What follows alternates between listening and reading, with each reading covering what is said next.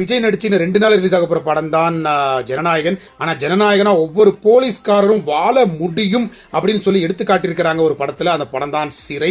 கதை தான் இந்த படத்துக்கான கதாநாயகன். ஜஸ்டின் பிரபாகரோட பீஜம் வேற லெவலு. படம் ஒவ்வொரு போலீஸ்காரரும் சினிமா தியேட்டர்ல போய் படத்தை பார்க்கணும். இந்த கதாபாத்திரத்தை உள்வாங்கி சமுதாயத்துல மனிதநேயத்தோட மக்களுக்கு தொன்று ஆற்றினால் மிகப்பெரிய மாற்றத்தை கொண்டாட முடியும் அப்படின்னு சொல்லியிருக்குது. அதுக்காண்டி ஒரு மிகப்பெரிய சல்யூட் அடிக்கலாம். சூப்பரான கிளைமேக்ஸ், நல்ல ஒரு ஸ்கிரிப்ட். இந்த படத்தை கண்டிப்பான முறையில் தியேட்டரில் பாருங்க. 2 வாரம் கழிச்சு ரிவ்யூ பண்றதுல எனக்கு எந்த வருத்தமும் கிடையாது. ஏன்னா அந்த அளவுக்கு இந்த படம் ஒரு சமுதாயத்துக்கு தேவையான படம்ன்றதுனால தான் நான் இதை சொல்லிக்கிட்டு இருக்கேன். இந்த படம் ரிலிஜனை பத்தி பேசியிருக்குனாங்க. ஆனா அதை தாண்டி போலீஸ்காரரோட சமுதாய கடமை பத்தி பேசியிருக்காங்க. அதுக்கு தான் இது ஸ்டாண்ட் அவுட்டா நிக்குது.